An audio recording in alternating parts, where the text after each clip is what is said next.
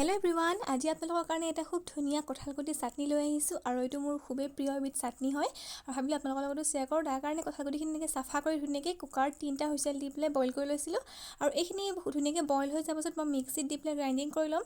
হাতেৰে পিটিকিব পাৰি, কিন্তু বহুতখিনি যিহেতু পিটিকি থাকিবলৈ অকণ অসুবিধা হয়, সেইকাৰণে ভাবিলোঁ মই মিক্সিতে দি দিওঁ আৰু এইখিনিত মিক্সিত দি পেলাই মাৰি কৰি লোৱাৰ পাছত আৰু মই এইখিনি ধুনীয়াকৈ উলিয়াই লৈছোঁ আৰু ইয়াতে মই মিহিকৈ কুটি লোৱা পিঁয়াজ দিছোঁ আৰু অকণমান জলকীয়া কুটি পেলাই ইয়াতে দিছোঁ, অকণমান মান ধনিয়াও মিহিকৈ কুটি দি দিছোঁ আৰু অকণমান ইয়াতে মিহিকৈ কুটি লোৱা আদা দিছোঁ আৰু কেঁচা চাটনি যিহেতু মিঠাতেল দিবই লাগিব, মিঠাতেল দিলেহে সোৱাদটো বেছিকৈ দুগুণে বাঢ়ে আৰু আদা চামতে ইয়াতে নিমখ দি ধুনীয়াকৈ মিক্স কৰি লৈছোঁ আৰু ইয়াতে অকণমান নেমু চেপি দিছোঁ, তেতিয়া বহুত বেছি টেষ্টটো ভাল লাগে খাই।